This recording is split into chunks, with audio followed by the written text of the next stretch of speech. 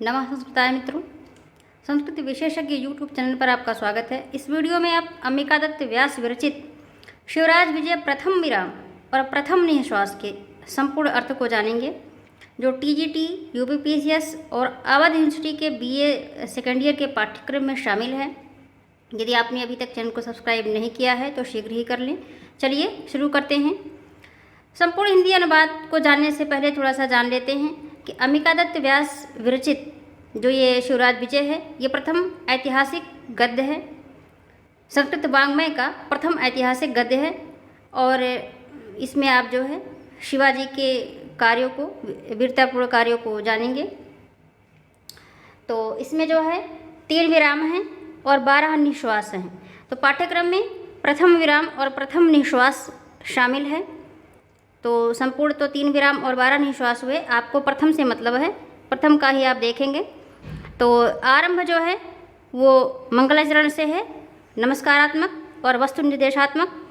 तो उन्होंने सबसे पहले कहा, भगवान विष्णु की माया, नाम की शक्ति, ऐश्वर्य से सुशोभित हैं, जिसके द्वारा संपूर्ण भुवन को, संपूर्ण संसार को मोहग्रस्त किया गया है। दुष्ट हिंसा करने वाला अपने पाप से मारा गया और सज्जन व्यक्ति समत्त बुद्धि के कारण भय से मुक्त हो गया। तो आगे देखते हैं। अब यहाँ से होता है ग्रंथ का आरंभ। तो ग्रंथ के आरंभ में देख लेते हैं, पूर्व दिशा में। कौन सी दिशा में? पूर्व दिशा में भगवान सूर्य का यह लाल प्रकाश है। अरुणोदय के जो है वर्णन से ही उन्होंने अपनी इस ग्रंथ का आरंभ किया है। तो सूर्य के प्रकाश के बारे में और सूर्य के बारे में बहुत कुछ यहाँ आप जानेंगे। बहुत ही इंपॉर्टेंट पैसेज है ये। तो देख लेते हैं। यह भगवान सूर्य जो हैं वो आकाश मंडल के रत्न, तारा मंडल के चक्रवर्ती राजा, पूर्व दिशा के कुंडल, ब्रह्मांड रूपी गुह जो गृह है वो उसके दीपक हैं, और कमल समूह के प्रिय चक्रवाक, मंडल के दुखों को हरने वाली, भ्रमर समूह के आश्रय, सांसारिक संपूर्ण व्यवहार के प्रवर्तक और दिन के स्वामी हैं। यही भगवान सूर्य दिन रात को उत्पन्न करते हैं। यही वर्ष को 12 हिस्सों में विभक्त करते हैं। यही भगवान सूर्य 6 ऋतुओं के कारण हैं। यही उत्तर मार्ग और दक्षिण मार्ग को स्वीकार करते हैं। इन्हीं भगवान सूर्य के द्वारा युग भेद, सतयुग, त्रेता, द्वापर और कलयुग जो है किया गया है। इन्हीं के द्वारा कल्पों का विभाजन किया गया है। इन्हीं के द्वारा, इन्हीं के आश्रय से विधाता की अंतिम परार्ध नाम की संख्या जो है पूरी होती है। यही संसार का बार बार सृजन, पालन, पोषण एवं विनाश करते हैं। वेद इन्हीं की स्तुति करते हैं। गायत्री इन्हीं का गुणगान करती हैं। ब्राह्मण प्रतिदिन इन्हीं की पूजा करते हैं। इन्हीं शब्द से यहाँ से भगवान सूर्य के लिए है।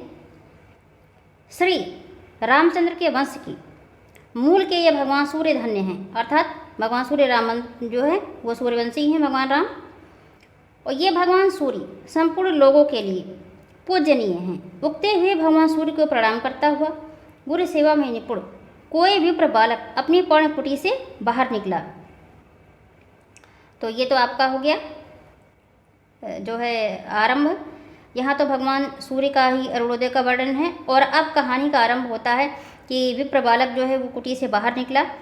तो वो कहता है, ओह खेद है, यानी दुख है, मैं बहुत देर तक सोता रहा, निद्रारूपी जाल में बंधकर अत्यंत पूर्ण समय व्यतीत कर दिया। और हमारे जो है गुरु जी के संध्या पूजन का समय, पूर्ण समय यानी जो है अरुणोदय की जो संपूर्ण वेला थी वो बीत गई। तो अरुणोदय की वेला जो है बहुत महत्वपूर्ण होती है और वो बीत गई। अतः वो कहता है कि शीघ्र ही पुष्पों को तोड़ता हूँ। इस प्रकार विचार करता हुआ उस ब्राह्मण पुत्र ने एक केले के पत्ते को तोड़कर तिनके के टुकड़ों से उसे जोड़कर दोना बनाकर पुष्पों को चुनना प्रारंभ किया। तो फिर जो है यहीं से आरंभ है पुष्प चयन से। ध्यान में रखेंगे आप कि बालक निकलता है और अरुणोदय के बाद पुष्प चयन की प्रक्रिया आरंभ होती है। अब इस ब्राह्मण जो बालक है उसका यहाँ आप देखेंगे कि वर्णन कैसे कैसे वो बालक है। और यहाँ बहुत से प्रश्न आपके अपने आप स्वतः ही तैयार होते जाएंगे कि ब्रह्मचारी बालक कैसा है। कई क्वालिटीज़ आपको यहाँ मिलेंगी। वह ब्रह्मचारी आकृति से सुंदर, रंग से गोरा और जटाओं से ब्रह्मचारी प्रतीत होता था। उसकी अवस्था 16 वर्ष में कुछ कम थी। शंख के समान कंठ वाला, चौड़े ललाट वाला, सुंदर भुजाओं वाला तथा विशाल नेत्रों वाला था। तो ये सब विशेषण हो गए कि शंख के समान कंठ वाला, चौड़े ललाट वाला, सुंदर भुजाओं वाला और विशाल नेत्रों वाला। आगे देखते हैं। केले के पत्तों से घिरे हुए होने के कारण कुंज के सदृश प्रतीत होने वाली इस पर्णकुटी के चारों ओर पुष्प वाटिका थी। पूर्व में अतिशय पावन जल वाला सहस्र कमलों से सुशोभित पक्षगण के कलरव से परिपूर्ण अतिशय जल से भरा हुआ सरोवर था।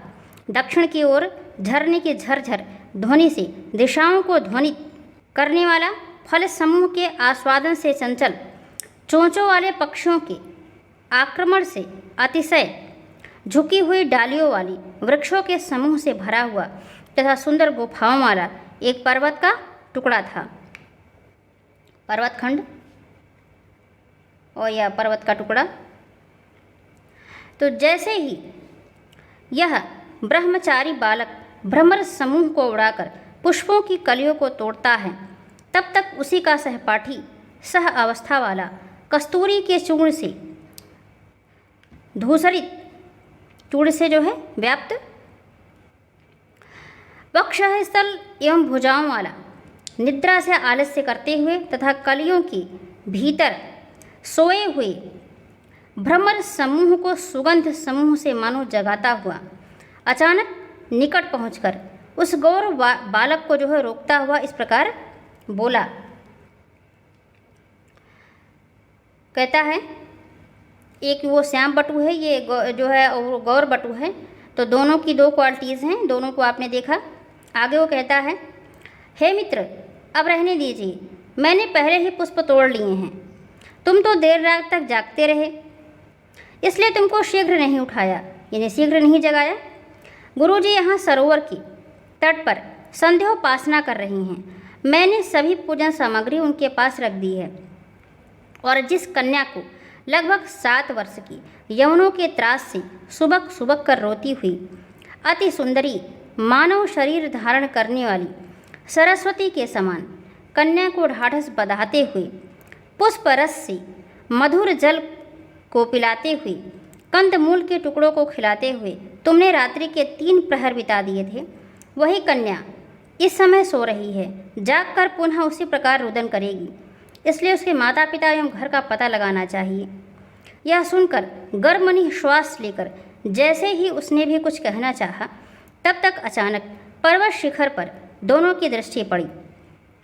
अब ये दोनों कौन हैं? दोनों जो गौरव जो बटु हैं और जो श्याम बटु हैं, जो दोनों सहपाठी हैं, तो दोनों की दृष्टि पड़ी।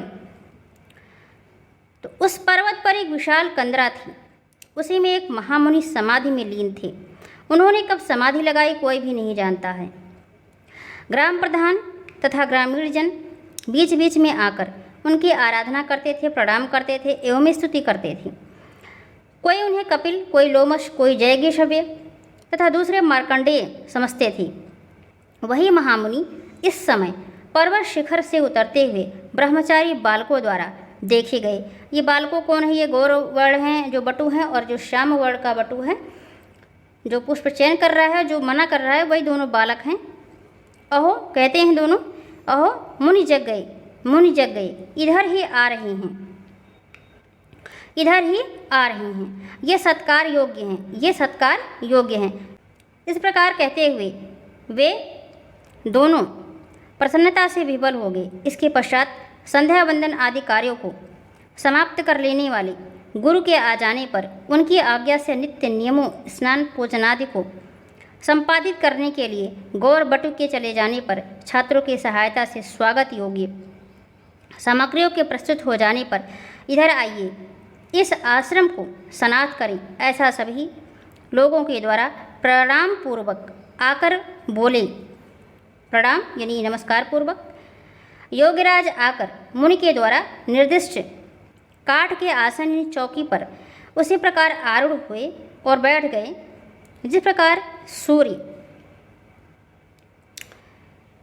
उदयाचल पर स्थित होकर विराजमान होते हैं। जैसे अर्थात पूरब में भगवान सूर्य जो है आकर के बैठ जाते हैं सूर्योदय के समय, ठीक वैसे ही योगीराज जो है चौकी पर प्रतीत हुए। तो उस योगीराज के पूजे जाने पर ही महामुनि उठ गए हैं और यहाँ आए हैं, ऐसा जो है कानों कान सुनकर बहुत से लोग चारों ओर उपस्थित हो गए। कानों कान का मतलब जैसे एक व्यक्ति ने दूसरे से कहा, दूसरे ने तीसरे से, तीसरे ने चौथे से, तो ऐसे सब जो है बहुत से लोग इकट्ठा हो गए। उस महामुनि के गठे हुए शरीर, घनी जटा, विशाल अंगों, अंगार के समान नेत्रों एवं मधुर तथा गंभीर वाणी का वर्णन करते हुए आश्चर्यचकित जैसे हो गई। अब यहाँ देखिए सारे विशेषण जो है महामुनि के हैं, गठे हुए शरीर, घनी जटाएं, विशाल अंग और अंगार के समान नेत्र, ये जो विशेषताएं हैं ये महामुनि की हैं। एक तो योगीराज हैं, दूसरे महामुनि हैं जो पर्वतखंड से आए हैं। तो तत्पश्चात योगीराज जो है वो आश्रम के गुरु हैं। सम्यक पूज कर जब तक गुरु ने कुछ बोलने की इच्छा की, तब तक पर्णकुटी से उसी बालिका का जो है करुण क्रंदन सुनाई पड़ा। तब यह क्या है, यह कहाँ से आई, यह कौन है, यह कैसे आई, इस प्रकार योगीराज के प्रश्न करने पर ब्रह्मचारी के गुरु ने कन्या को शांत करने के लिए श्याम वर्ण वाले जो है ब्रह्मचारी को आदेश दिया। दो ब्रह्मचारी आप देख रहे हैं, तो श्याम वर्ण के जो ब्रह्मचारी थे उसको जो आदेश देते हैं, भगवान यदि उत्सुकता है तो सुनिए, कल सायंकालीन कार्यों को संपन्न कर लेने पर मैं यहीं कुश के आसन पर बैठा हुआ था। चारों तरफ छात्रगण आसीन थे। मंद मंद पवन के स्पर्श से लताएं कंपित हो रही थीं। रजनी रूपी कामिनी के ललाट पर जैसे चंदन बिंदु के समान चंद्रमा उदित हो रहा था। यानी सायंकालीन समय है, चंद्रमा का उदय हो रहा है। ज्योत्सना के बहाने आकाश मानो अमृत की धारा बरसा रहा था। हम लोगों की नीति विषयक चर्चा को सुनने के लिए पक्षियों के समूह ने मौन धारण कर लिया था। कुमुद पुष्पों के विकसित हो जाने पर प्रसन्नता की अभिव्यक्ति से भौरे गुंजार कर रहे थे। तभी अस्पष्ट अक्षरों वाला, कंपन युक्त, निःश्वास वाला, अवरुद्ध कंठ वाला, घरघराहट ध्वनि वाला चीत्कार मात्र दीनता से युक्त अतिशय ध्यान से सुनाई पड़ने के कारण बहुत दूर स्थित होने का अनुमान हो रहा था। ऐसा विलाप सुनाई पड़ा। अब ये सब विलाप की विशेषताएं हैं कि अस्पष्ट अक्षर, कंपन युक्त जो भी है। तो उसी समय यह करुण विलाप कहाँ से आया, क्या है, देखो और पता लगाओ। यह आदेश देकर छात्रों को भेज देने पर कुछ ही समय बाद एक छात्र भयभीत तीव्रता के साथ गर्म एवं लंबी जो है सांसें लेता हुआ बाघ से सूंघी गई मृगे के समान अश्रुधाराओं से स्नान की हुई कंपनयुक्त एक कन्या को गोद में उठाकर ले आया। और बहुत दूर तक खोजने पर भी उस कन्या की सखी अथवा साथी नहीं मिला। चंद्र कलाओं से मानो बनाई गई, मक्खन से मानो रची गई, कमल लाल के समान गौर वर्ण वाली, कुंद पुष्प की कली के अग्रभाग के समान दांतों वाली, व्याकुलता के साथ रोती हुई उस कन्या को देखकर हम लोग भी आंसुओं को रोकने में समर्थ ना हो सके। ये सारी विशेषताएं जो है वो बालिका की हैं। चंद्रकलाओं से मानो बनाई गई, मक्खन से मानो रची गई, कमल लाल के समान गौर वर्ण वाली, कुंद पुष्प की कली के अग्रभाग के समान दांतों वाली और व्याकुलता के समान रोती हुई उसका जो है, ये सब कन्या के विशेषताएं हैं। इसके बाद, हे बालिकी भयभीत मत हो पुत्री, तुमको यानी तुम्हारी जो है माता के पास पहुंचा देंगे। हे पुत्री दुखी मत हो। हे देवी कुछ खाओ, दुग्ध पियो। ये सब तुम्हारे भाई हैं, जो तुम कहोगी वही हम करेंगे। रोने से अपने प्राणों को संशय में मत डालो। इस कोमल शरीर को शोक की ज्वाला से मत जलाओ। इस प्रकार हजारों प्रकार से समझाने पर समझी और कुछ दूध पिया। तत्पश्चात मैंने उसे जो है गोद में उठाकर, हे बालिकी बोलो तुम्हारे माता पिता कहाँ हैं, कैसे इस आश्रम प्रांत में आगमन हुआ, यानी कैसे तुम आई, तुमको क्या दुख है, क्यों रो रही हो, क्या चाहती हो, हम सब क्या करें।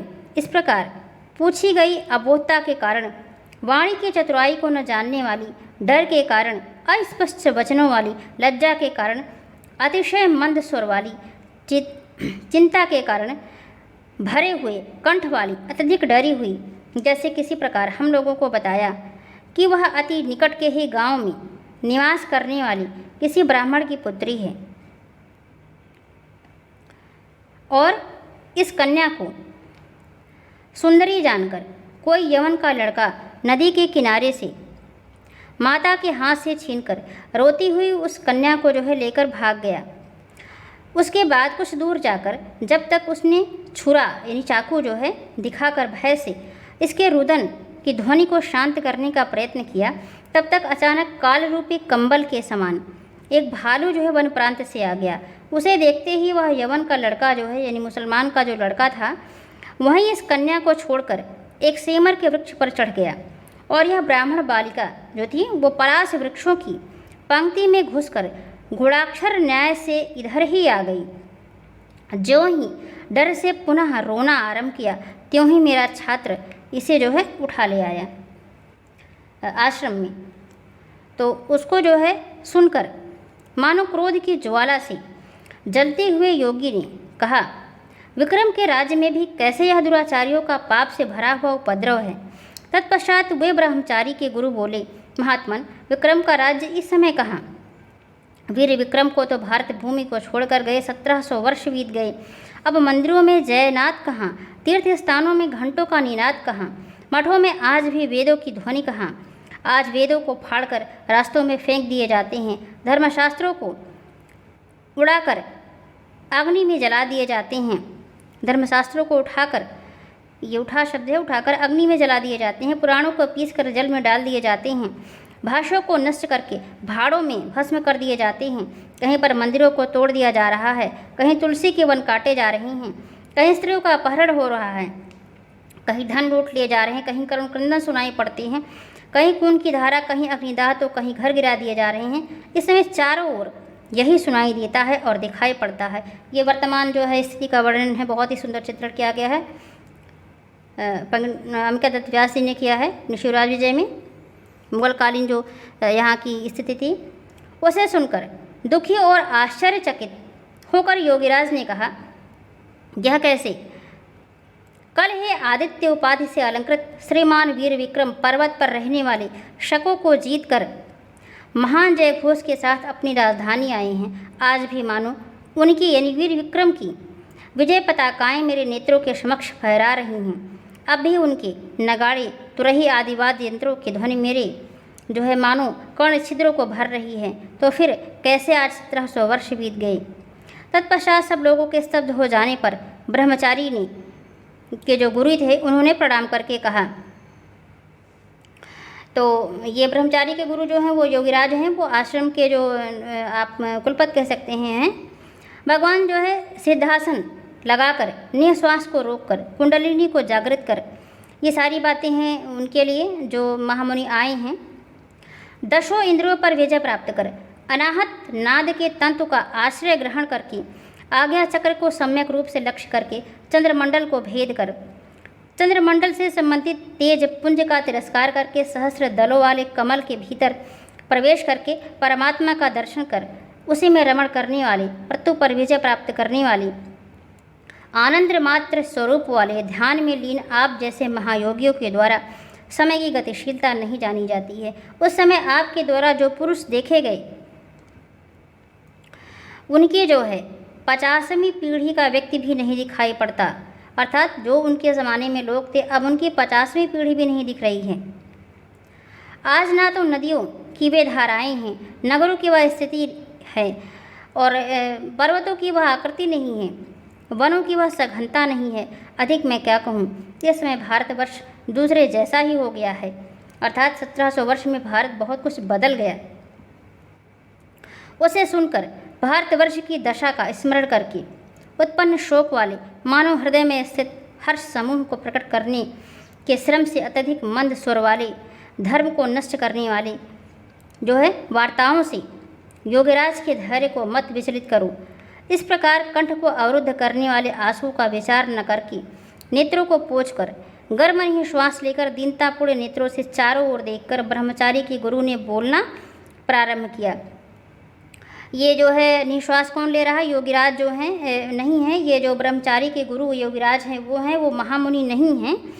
तो भगवान, मेरी यह जिह्वा वज्र से निर्मित है, जो भयंकर राक्षसों के वृत्तांत की चर्चा से फट नहीं जाती। मेरा हृदय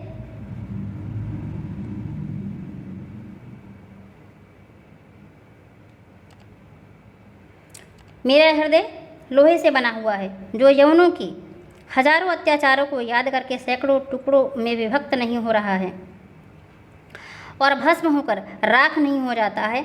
हम लोगों को धिक्कार है जो आज भी जी रहे हैं, श्वास ले रहे हैं, घूम रहे हैं और स्वयं को आर्यवंशी समझ रहे हैं। ये दोनों जो ब्रह्मचारी हैं, श्याम बटु, गौरव बटु, उनके जो हैं कुलपति, वो बता रहे हैं, इस उपक्रम यानी प्रस्तावना को सुनकर हल्दी के रस से धुले गए जैसे मुनि के उदास मुख, आंसुओं को बहाते हुए नेत्रों, अत्यधिक रोमांचित शरीर, कांपते हुए अधर, टूटते हुए स्वर को देखकर जान गए यह संपूर्ण वृत्तांत सभी अनर्थों से भरा हुआ, संपूर्ण वंचनाओं, सभी पापों तथा संपूर्ण उपद्रव से युक्त है। कौन जान रहा है? जो महामुनि आए हैं वो ये समझ रहे हैं कि आगे का जो वृत्तांत है वो अनर्थमय है, अतएव उसको याद करने मात्र से ही इनका हृदय दुख से भरा जा रहा है। हृदय किसका भर रहा है? जो गौरवटु के जो है योगीराज हैं, उनके जो आश्रम के कुलपति हैं। इसलिए मैं इनको निरर्थक, इन्हें उदास एवं कष्ट नहीं पहुंचाना चाहता हूँ। यह सोचकर बोली, हे मुनि, संपूर्ण कला कलापों के रचयिता तथा सभी का संहार करने वाला भयंकर महाकाल अद्भुत है। वे ही कभी जल धाराओं से भरे हुए समुद्र तलों को रेगिस्तान बना देते हैं। सहस्रों हिंसों, सहस्त्रों जो है सिंहों, बाघों, भालुओं, गैंडों, सियारों, खरगोशों से व्याप्त जंगलों को नगर बना देते हैं। मंदिरों, राजमहलों, धनाढ़ों के निवासों, चौराहों, प्रांगणों, उपवनों, सरोवरों तथा गौशालाओं से युक्त नगरों को जंगलों में परिवर्तित कर देते हैं। देखिए, कभी इसी भारत देश में यज्ञकर्ताओं ने राजसूय आदि यज्ञ किए थे। कभी यहीं वर्षा, आंधी, धूप और ठंड आदि को सहकर तपस्याएं की गई थी। इस समय मुसलमान गायों की हत्या कर रहे हैं, वेदों को फाड़ रहे हैं, स्मृति ग्रंथ कुचले जा रहे हैं, मंदिर घोड़ों के निवास स्थान बनाए जा रहे हैं, पति प्रथाओं का सतीत्व भंग किया जा रहा है, संतों को कष्ट पहुंचाया जा रहा है। यह सब कुछ उसी महाकाल का महात्म्य है। तब धीरों में अग्रणी होते हुए भी आप क्यों धैर्य छोड़ रहे हैं? शांति धारण करके अत्यधिक संक्षेप में यवन राज्य को वृत्तांत से कहिए, मतलब कैसे कैसे यहाँ यवनों का राज्य हुआ वो सारा वृत्तांत जानना चाहते हैं। मैं नहीं जान पा रहा हूँ कि आवश्यक न होते हुए भी मेरा हृदय इस वृत्तांत को सुनना चाहता ही आधा नाया रहेगा। यह कहकर योगीराज चुप हो गए। इसके बाद उस मुनि ने कहना आरंभ किया, भगवान, धैर्य, हर्ष, प्रताप, तेज, शक्ति, पराक्रम, शांति, शांतिनीय शांति है, लक्ष्मी, मित्रता, धर्म, विद्या के साथ ही पूज्य विक्रमादित्य के स्वर्ग चले जाने पर धीरे धीरे आपसी विरोध के कारण राजाओं में प्रेम, बंधनों के शिथिल हो जाने पर योद्धाओं की, कामिनियों के कटाक्षों एवं हाव भाव यानी के प्रभाव से संपत्तियों के नष्ट हो जाने पर, मंत्रियों के एकमात्र स्वार्थ की चिंता में लीन हो जाने पर, नृपों की प्रशंसा मात्र में प्रेम रखने पर, आप इंद्र हैं, आप वरुण हैं, आप कुबेर हैं, इस प्रकार के वर्णनों में, प्रशंसात्मक उच्चारणों में विद्वत जनों के आसक्त हो जाने पर, गजनी स्थान का रहने वाला कोई महाअहंकारी यवन सेना के साथ भारतवर्ष में प्रवेश किया और उसने प्रजा को लूटकर, मंदिरों को ध्वंस करके, मूर्तियों को तोड़कर, सैकड़ों लोगों को गुलाम बनाकर, सैकड़ों ऊँटों पर रत्नों को रखकर अपनी देश ले गया। इस प्रकार लूटने वाला, स्वाद चख लेने वाला वह यवन शासक बार बार आकर भारतवर्ष को 12 बार लूटा। अपने उन्हीं आक्रमणों में एक बार गुजरात देश की अलंकार स्वरूप सोमनाथ तीर्थ को भी धूल में मिला दिया। तो आज तो जो है उस सोमनाथ तीर्थ का नाम भी कोई स्मरण नहीं करता है, परंतु उस समय उसका वैभव अलौकिक था। निश्चित रूप से वहाँ बहुत बहुमूल्य मूंगों, पद्मरागों, मणियों और मोतियों से जटित कपाटों, खम्भों, देहलियों, दीवारों, छज्जों, कपोतों के दरबों को मथ कर, रत्न समूह को लेकर 200 मन सोने की सीकड़ में, जंजीर में लटकने वाला प्रकाशमान चकमकाहट, यानी जो उसकी चकाचौंध होती है, अपनी जो है चकाचौंध से दर्शकों के नेत्रों को चकित कर देने वाली विशाल घंटा को बलात् यानी बलपूर्वक ग्रहण करके, जबरदस्ती ग्रहण करके महादेव की मूर्ति पर उसने जो है गदा उठाई।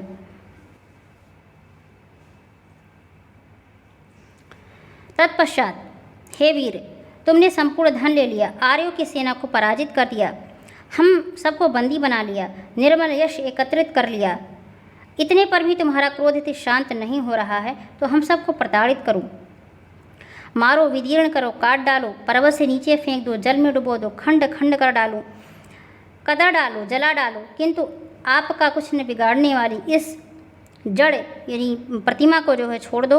यदि इस प्रकार स्वीकार ना हो तो हम लोगों से और अधिक 2 करोड़ सोने की मुद्राएं ले लो, रक्षा करो, इस जो है भगवान शिव की प्रतिमा का स्पर्श मत करूं। इस प्रकार पुजारियों के बार बार कहने पर, रोने पर, पैरों पर गिरने पर, जमीन पर लोहे लौटने और प्रणाम करने पर मैं मूर्ति बेचता नहीं हूँ किंतु तोड़ता हूँ। इस प्रकार गर्जन कर लोगों के हाहाकार की ध्वनि को सुनता हुआ भयंकर गदा से मूर्ति को तोड़ दिया और गदा प्रहार के साथ ही अनेक अरब पद्म मुद्राओं के मूल्य की रत्न जो है मूर्ति के बीच से निकल आए और चारों तरफ बिखर गए और वह मुँह जला उन रत्नों और मूर्ति के टुकड़ों को ऊँट की पीठ पर लाद कर सिंधु नदी को पार करके अपनी विजय पताकाओं से युक्त गजनी नाम के जो है राजधानी में प्रवेश किया। तो ये सब काम जो है गजनवी का था।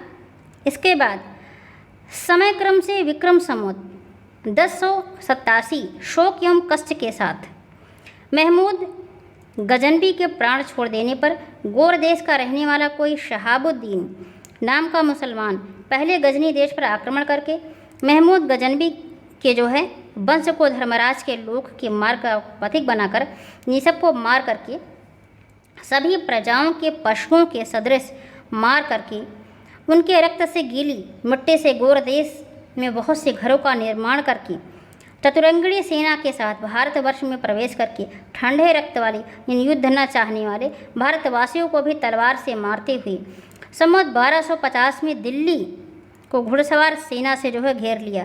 ये शहाबुद्दीन ने घेरा 1250 में।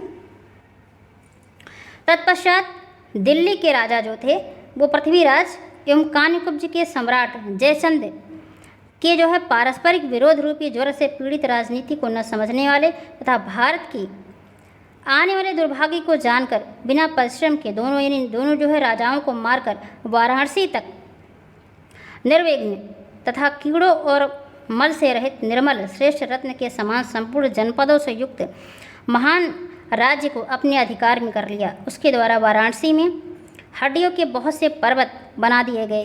चंचल लहरों वाली गंगा भी जो है रुधिर से लाल करके शूर्ण नदी यानी लाल रंग जैसी बना दी गई। सहस्राधिक देवों के मंदिर धराशायी कर दिए गए। वही मुख्य रूप से भारतवर्ष में यवनों की राज्य का बीजारोपण हुआ। बीजारोपण शब्द है उसी का कोई खरीदा हुआ कुतुबुद्दीन नाम का दास भारतवर्ष का प्रथम सम्राट हुआ। तो ये शहाबुद्दीन का दास था जो कुतुबुद्दीन। उसी कुतुबुद्दीन से लेकर आज तक राक्षसी मुसलमानों ने ही शासन किया। दानवों ने ही दीन भारतीयों को मारा। केवल अकबर नाम का बादशाह यद्यपि भारत का गुप्त शत्रु था फिर भी वह शांति प्रिय विद्युत जनों को सम्मान देने वाला था। इसी यानी अकबर का प्रपौत्र साक्षात कलिकाल के समान तथा शरीर धारण करने वाली अधर्म सदृश आलमगीर उपाधिधारी औरंगजेब इस समय दिल्ली के स्वामित्व को कलंकित कर रहा है। इसी के ध्वज कैकय, मत्स्य, मगध, अंग, वंग एवं कलिंग राज्यों में फहरा रहे हैं। केवल दक्षिण देश में अब भी इसका पूर्ण अधिकार नहीं हो पाया है।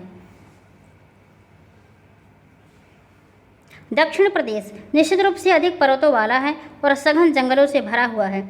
इस प्रकार इस जो है कारण से चिर प्रयास के बाद भी वह महाराष्ट्र केसरी को जीतने में समर्थ नहीं हो सका है। अब अपने को दक्षिण देश के शासक के रूप में उसी के आत्मीय शाहिस्ता खां, ये जो शाइस्ता खां है वही शाहस्त खां है, शाइस्ता खां है, ये भेजा जो है जा रहा है। ऐसा सुना जाता है, मतलब सुनने में ऐसा आया है कि वो दक्षिण के लिए शाइस्ता खां को भेज रहा है।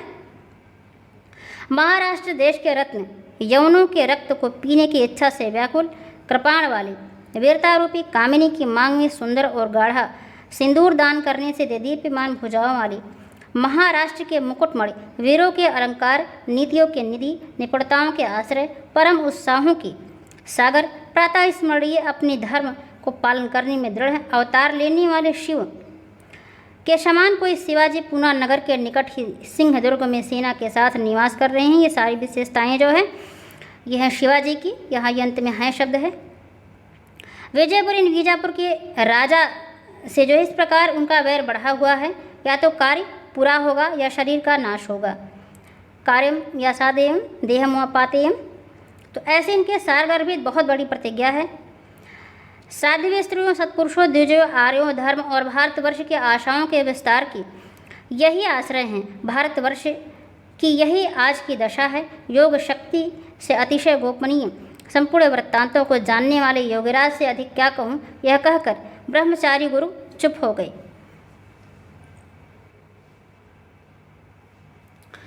इस वृत्तांत को सुनकर विविध भाव भंगिमाओं से चमकते हुए मुख वाले योगीराज ने मुनिराज तथा उनके साथ रहने वाले लोगों को निपुणता सम्यक रूप से देखकर तथा उन लोगों को भी शिव वीर शिवाजी का अंतरंग जानकर मुनिवेश के बहाने से अपने धर्म की रक्षा का व्रत लिए हैं। यह हृदय में धारण कर वीर शिवाजी विजय को प्राप्त करें। आप लोगों की इच्छाएं पूर्ण हों, ऐसा धीरे से कहा। इसके बाद मैं कुछ प्रश्न पूछना चाहता हूँ। इस प्रकार धीरे से कहकर जटा धारण करने वाले ऋषि के जिज्ञासापूर्ण हाथ जोड़ने पर योगीराज बोले, ज्ञात हो गया यमन के संग्राम में शिवाजी की विजय ही होगी। दुर्भाग्यवश विपत्तिग्रस्त होने पर भी मित्रों की सहायता से वे अपने आप को उबार लेंगे।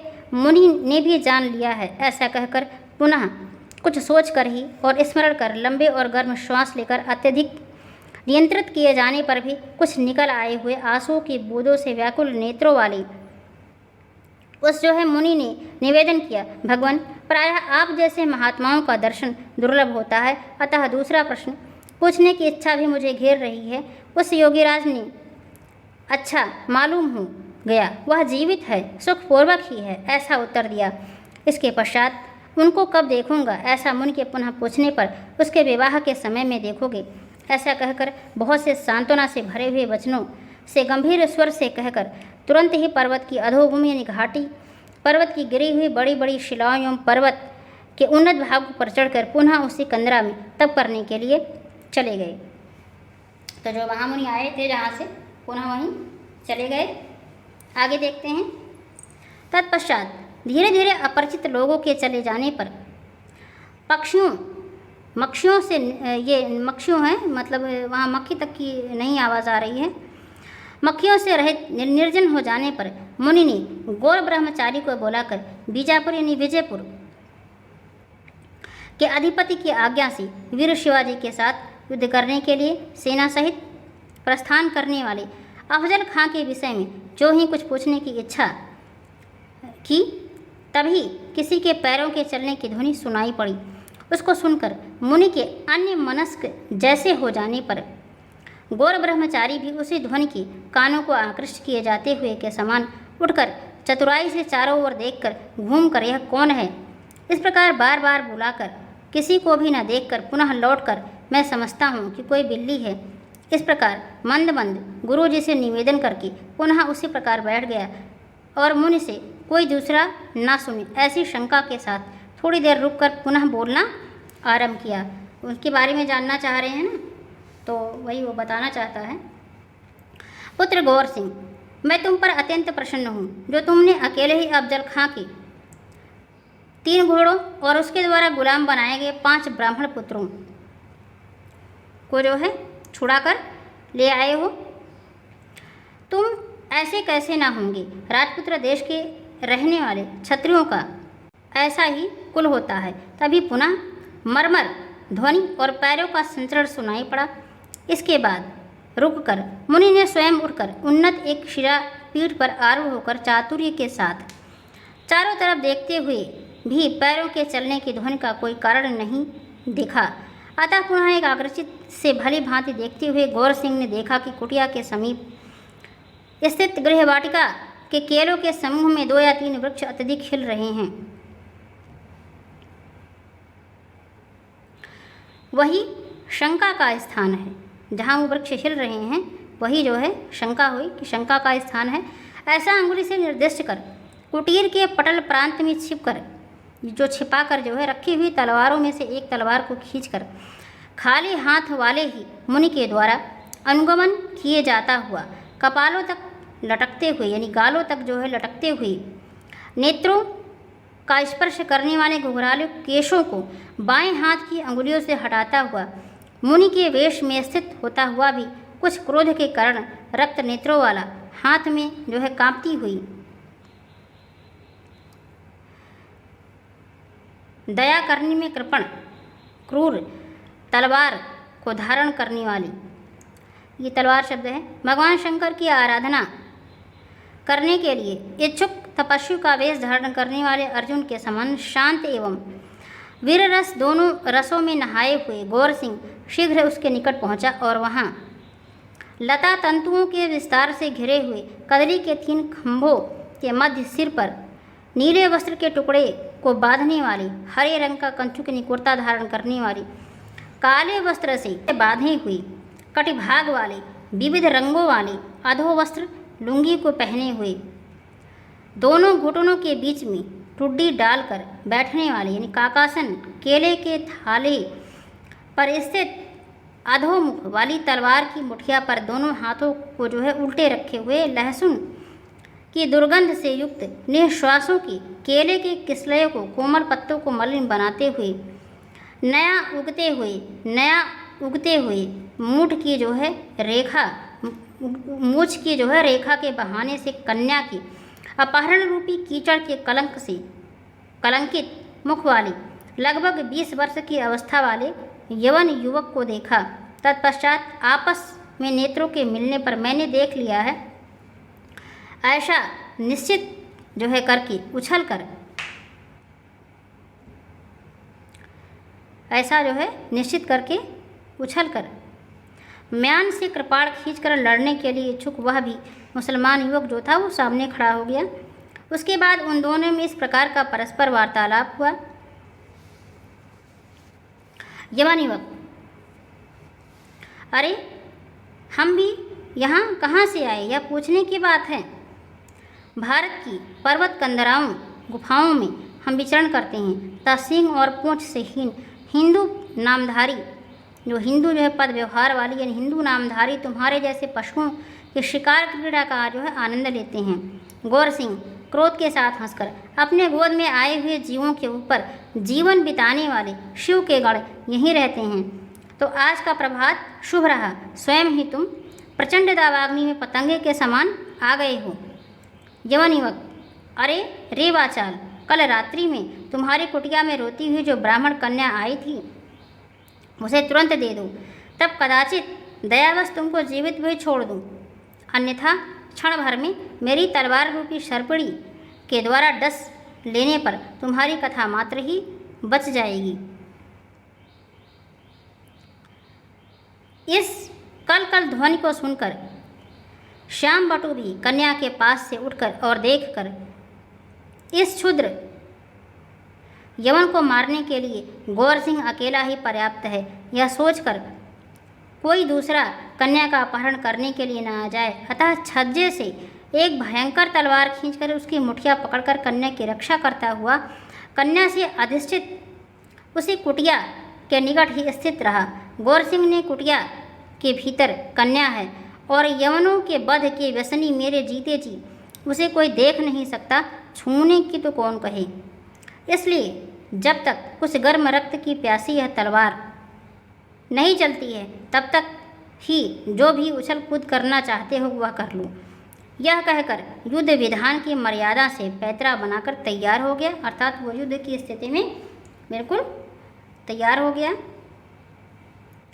उसके बाद गौर सिंह ने दाएं बाएं सैकड़ों कृपाण मार्ग को स्वीकार करने वाले सूर्य की किरणों को स्पर्श करने जो है सूर्य की किरणों के स्पर्श से चौगुनी किए गए चकमकाहट जो चकाचौंध से चंचल कृपाण के चमत्कारों से चकाचौंध नेत्रों वाले उस दुष्ट यवन युवक के श्रम के कारण उत्पन्न स्वेद बिंदुओं से व्याप्त बिखरे हुए केशों वाले टेढ़ी मेढ़ी भुजंगों से भयंकर ललाट वाले सिर को अपनी तलवार से अचानक इस प्रकार काट दिया कि किसी ने भी उसका यानी गौरसिंह का जो है वो प्रयत्न नहीं देख पाया।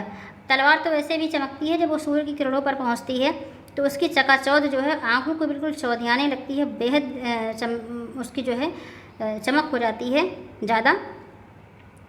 इसके बाद मुनि भी अनार के फूलों की बिछौनों से ढकी हुई सी गाढ़े खून से लिप्त एवं जलते हुए अंगारों से व्याप्त चिता के समान पृथ्वी पर सोते हुए अलग होती हुई भारत भूमि का मानो आलिंगन करते हुए निर्जीव होते हुए शरीर के बंधों को हिलाते हुए रक्त समूह के बहाने से शरीर के भीतर स्थित रजोगुण के समूह को उगलते हुए से सायंकालीन, ये थोड़ा सा मिसप्रिंट हो गया है, सायंकालीन शब्द है, मेघा डंबर के विलास को धारण किए हुए मानो मुर्गा खाने के पाप से लाल हुए और कटी हुई ग्रीवा वाले दुष्ट युवक को देखकर प्रसन्नतापूर्वक साधुवाद देते हुए रोमांचित शरीर रोमांचित होकर के जो है गौरसिंह को आलिंगन करके भवों के संकेत से आदेश दिए गए सेवक के द्वारा मृतक के कुर्ते, कटिबंध यानी पगड़ी, ये कमर का जो था बांधे था जो कई रंग का था, पगड़ी आदि को जो है